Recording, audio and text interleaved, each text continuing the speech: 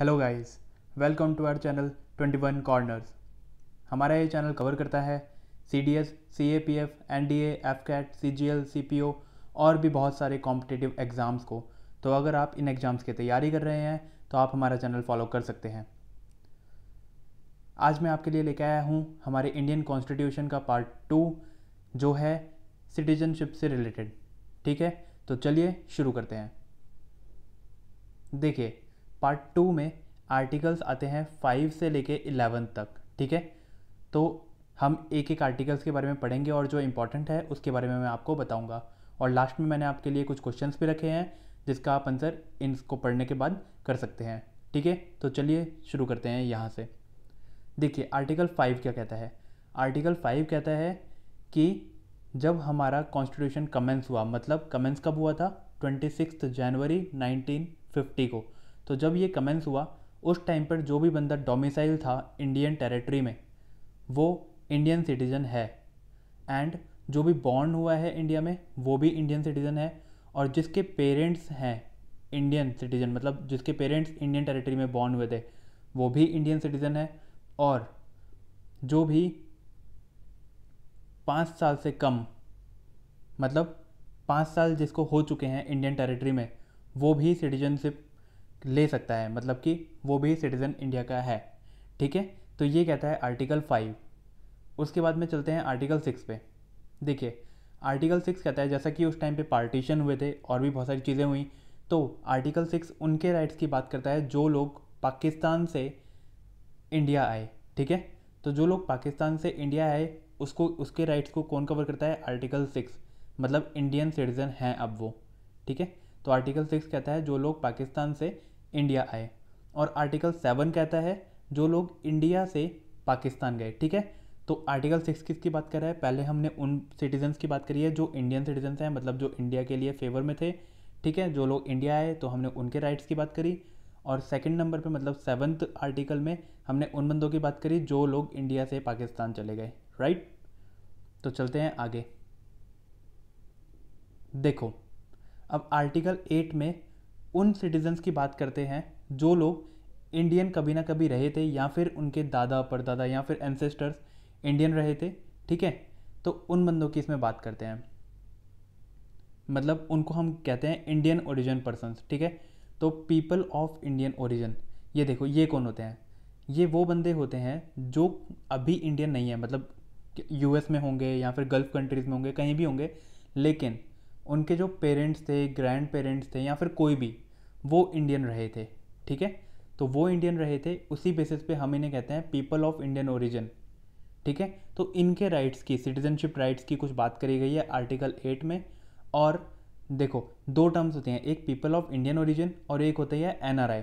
तो मैं इन दोनों में आपको डिफरेंस बताता हूँ। पीपल ऑफ इंडियन ओरिजिन तो मैंने आपको बताया कि जो लोग इंडियन नहीं हैं, दूसरी सिटीजनशिप ले चुके हैं दूसरी कंट्री की, लेकिन उनके एंसेस्टर्स मतलब दादा परदादा वो लोग इंडियन थे। ठीक है, तो ये होता है पीपल ऑफ इंडियन ओरिजिन। और NRI कौन होते हैं, NRI होते हैं नॉन रेजिडेंट्स ऑफ इंडिया, मतलब ये लोग इंडिया से बाहर अपने इकोनॉमिक मतलब कमाने के पर्पज़ से 182 दिन से अगर ज़्यादा बाहर रहते हैं, 182 दिन से ज़्यादा अगर ये इंडिया के बाहर रह रहे हैं इकोनॉमिक पर्पज़ से, तो ये लोग हैं NRI। ठीक है, तो इनको NRI की टर्म दी जाती है। राइट, अब चलते हैं आगे। अब देखो, आर्टिकल 9 बात करता है कि जिस जिस भी बंदे ने या फिर जिस भी इंडियन सिटीजन ने अगर फॉरेन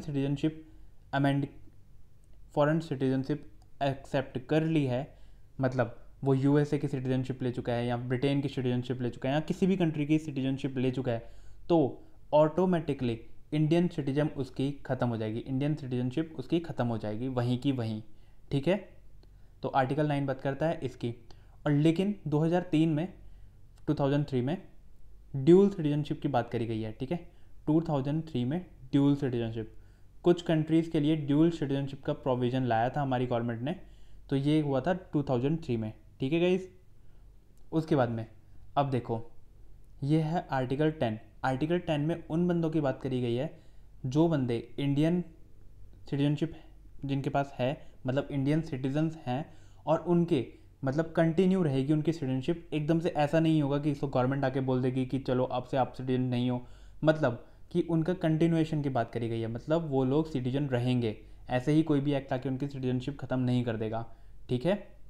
तो आर्टिकल 11 किस चीज़ की बात करता है? आर्टिकल 11 बोलता है कि पार्लियामेंट के पास अधिकार है कि वो सिटीजनशिप के किसी भी सब्जेक्ट पे कोई भी लॉ क्रिएट कर सकता है, मतलब कोई भी लॉ बना सकता है।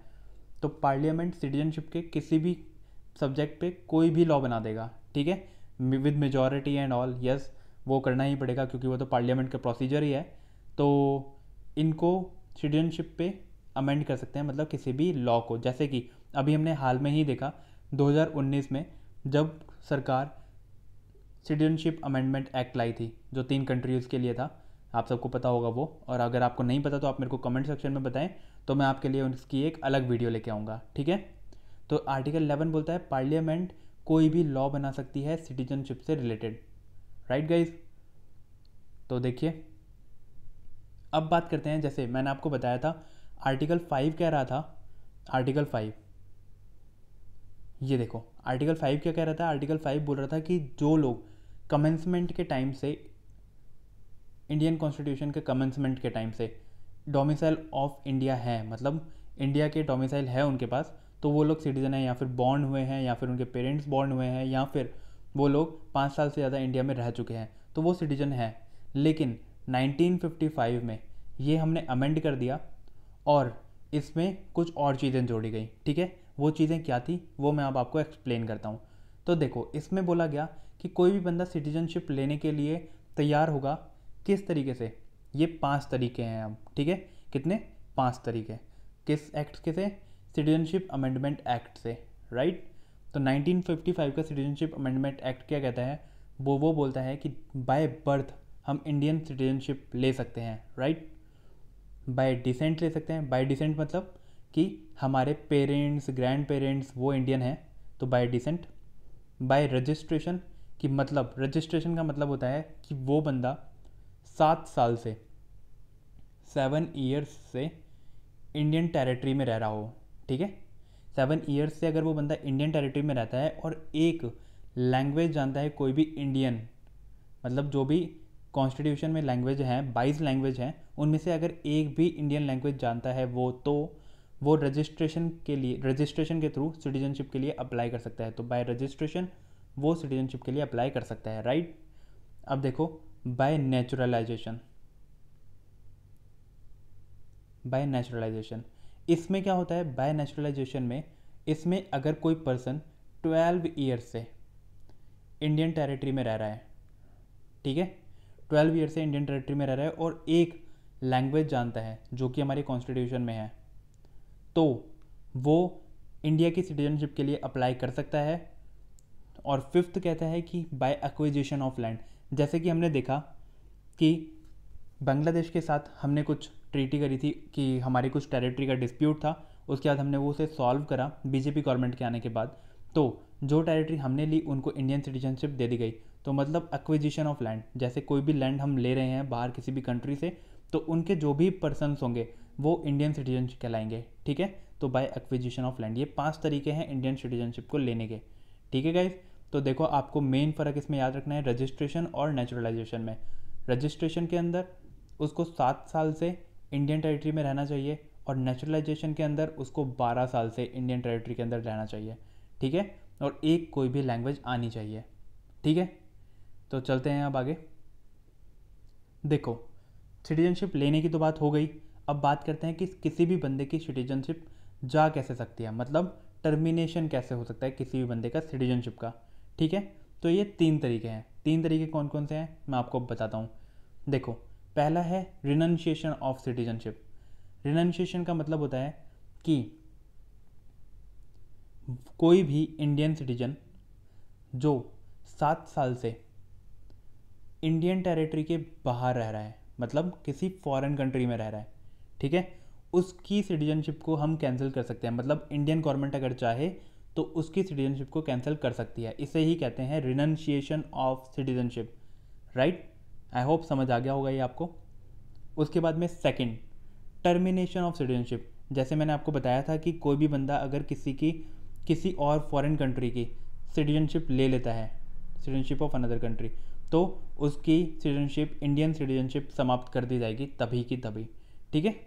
तो उसी टाइम अगर कोई भी बंदा फॉरेन कंट्री की सिटीजनशिप ले रहा है तो इंडियन सिटीजनशिप उसकी टर्मिनेट हो जाएगी, राइट। ये हो गया दूसरा तरीका। और तीसरा तरीका है deprivation by government of India, ठीक है। इंडियन गवर्नमेंट को अधिकार है किसी की सिटीजनशिप ख़त्म करने का, ठीक है। तो ये है 3 तरीके टर्मिनेट करने के। अब देखते हैं आगे। अब देखो गाइस, कुछ इंपॉर्टेंट फैक्ट्स हैं यहाँ पे जो मैं आपके लिए लेके आया हूँ, जो एग्जाम्स में डायरेक्ट ही पूछ लिए जाते हैं, ठीक है। तो ये फैक्ट्स क्या क्या हैं, देखो यहाँ पे 2 फैक्ट्स बहुत इंपॉर्टेंट हैं।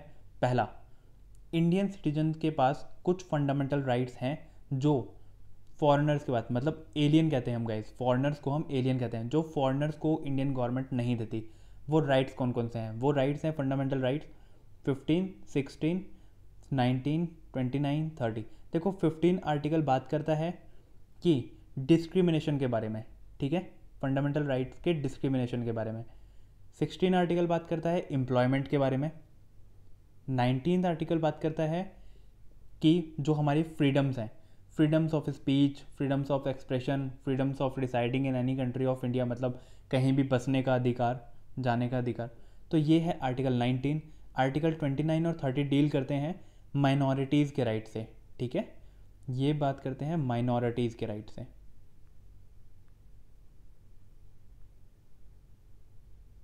ये लास्ट वाले 2 आर्टिकल हैं माइनॉरिटीज़ के अधिकार, ठीक है। देखो मैंने अभी आपको यहाँ पे सिर्फ आउटलाइन दी है, लेकिन जब हम फंडामेंटल राइट्स का अगला चैप्टर करेंगे, अगला पार्ट करेंगे, तब मैं आपको उसमें एकदम डिटेल्ड बताऊंगा, इसके बारे में डिटेल्ड एक्सप्लेनेशन दूंगा, ठीक है। तो डरने की ज़रूरत नहीं है, जब मैं अपना अगला चैप्टर लाऊंगा उसमें आपको इसके बारे में डिटेल्ड बताऊंगा, क्योंकि ये उसी में कवर होते हैं सारे आर्टिकल्स फंडामेंटल राइट्स में, ठीक है। तो देखते हैं अगला फैक्ट। अगला फैक्ट कहता है right to vote for NRI, मतलब हमारी कंट्री में पहले एनआरआईज को वोट देने का अधिकार नहीं था, लेकिन 2006 से हमारी गवर्नमेंट ने बोल दिया कि एनआरआई वोट दे सकते हैं पार्लियामेंट्री इलेक्शंस में, राइट। तो पहले वोट, मतलब सबसे फर्स्ट टाइम जो वोटिंग हुई एनआरआईज के साथ, वो कब हुई? वो हुई 2009 में, first time in Lok Sabha election, ठीक है। लोकसभा इलेक्शन में जो पहली वोटिंग हुई जिसमें एनआरआई ने वोट करा, वो थी 2009 में। लेकिन एक्ट कब पास हो गया था? एक्ट पास हो गया था 2006 में, ठीक है गाइज। तो ये आप याद रखना। अब चलते हैं कुछ क्वेश्चंस की तरफ। अगर आपने पूरा वीडियो बहुत आराम से पढ़ा है और आराम से सुना है तो आप पक्का इनके आंसर्स कर पाएंगे, ठीक है। तो चलिए आंसर्स देखते हैं अब कुछ क्वेश्चंस।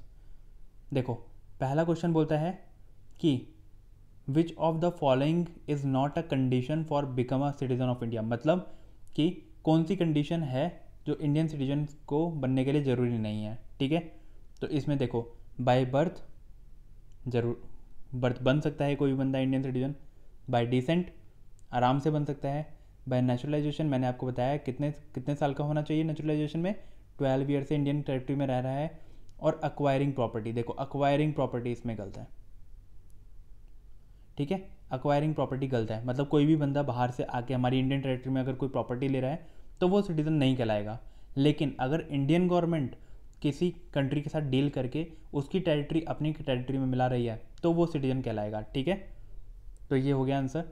उसके बाद में होता है सेकंड क्वेश्चन। देखो सेकंड क्वेश्चन बोलता है who is competent to prescribe condition as for acquiring Indian citizenship, ठीक है। तो मतलब कौन इनमें से कौन सी ऑर्गेनाइजेशन या फिर कौन कंडीशंस रख सकता है सिटीजनशिप को लेकर। तो मैंने आपको अभी बताया था कि किसके पास अधिकार है सिटीजनशिप से लॉ, सिटीजनशिप के लॉ अमेंड करने का या फिर बनाने का। यस, वो है पार्लियामेंट। पार्लियामेंट किसी भी लॉ पे काम कर सकती है, किसी भी सिटीजनशिप के सब्जेक्ट के लॉ पे काम कर सकती है, ठीक है। तो इसका आंसर हो गया पार्लियामेंट। अब देखते हैं आगे। देखो ये सिटीजनशिप का चैप्टर है, तो मैंने इसमें एक ये लाया है कि कंसेप्ट ऑफ सिंगल सिटीजनशिप, ये कहाँ से लिया था हमारी गवर्नमेंट ने, मतलब जब कॉन्स्टिट्यूशन फ्रेम कर रहे हैं तो कंसेप्ट ऑफ सिंगल सिटीजनशिप हमने कहाँ, कौन सी कंट्री से बोरो किया। तो ये बोरो किया गाइस हमने ब्रिटेन से, ठीक है। सिंगल सिटीजनशिप हमने कहाँ से बोरो किया? ब्रिटेन से। ये मैंने आपको पिछली वीडियोस में बताया भी था, जो हमारी शुरुआत की वीडियो थी जिसमें कॉन्स्टिट्यूशन के बारे में बात करी गई, जिसमें शेड्यूल्स के बारे में बात करी गई, उन सारी वीडियो में मैंने आपको ये बताया भी है, ठीक है, तो आप उसमें से भी पढ़ सकते हैं। और अब देखते हैं अगला क्वेश्चन। देखो, the total number of union territories is. अब गाइस इसका आंसर आप करिए मेरे को, इस ऑप्शन में से है क्या कोई इसका आंसर, जल्दी बताइए।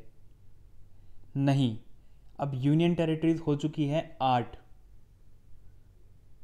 कैसे, देखो, जब अगस्त में जब जम्मू एंड कश्मीर के लिए 370 आर्टिकल का एब्रोगेशन करा गया तो क्या हुआ, तो देखो 370 के बाद जम्मू कश्मीर को और लद्दाख को 2 यूनियन टेरिटरी बना दिया। मतलब टोटल यूनियन टेरिटरी कितनी हो गई, 7 + 2 = 9। ठीक है, लेकिन अब दिसंबर में जो कि दिसंबर में एक रूल पास करा, मतलब एक एक्ट बनाया जिसको 26 जनवरी 2020 में इम्प्लीमेंट करा गया। वो क्या था, वो था दमन and Diu and Dadar and Nagar Haveli को एक यूनिट बना दिया गया है, मतलब मर्ज कर दिया गया है। ठीक है, तो ये पहले थी 9, लेकिन अब ये कितनी हो गई, क्योंकि इन दोनों को एक में मर्ज कर दिया तो अब ये हो गई हैं 8। राइट गाइज, तो इसका आंसर है 8। कितनी यूनियन टेरिटरीज हैं, 8 यूनियन टेरिटरीज। तो देखते हैं अगला क्वेश्चन। अब देखो, पिछली वीडियो में हमने आपसे एक क्वेश्चन पूछा था कि हमने लैंग्वेज ऑफ प्रियम्बल ये कहाँ से अडॉप्ट करी है। तो लैंग्वेज ऑफ प्रियम्बल हमने कहाँ से अडॉप्ट करी है, जल्दी बताइए। यस, ये है ऑस्ट्रेलिया। और अब नेक्स्ट क्लास के लिए एक क्वेश्चन लाया हूँ मैं आपके लिए, तो ये है Dadar and Nagar Haveli and Daman and Diu, ये कब मर्ज हुए हैं। ठीक है, तो ये मैंने आपको अभी भी बताया और पिछली वीडियो में भी बताया था। तो इसका आप आंसर मेरे को करेंगे कमेंट बॉक्स में, और मैं नेक्स्ट वीडियो में इसका आंसर आप लोगों को बताऊंगा। तो चलिए अभी समाप्त करते हैं। तो do likes and subscribe. Thank you.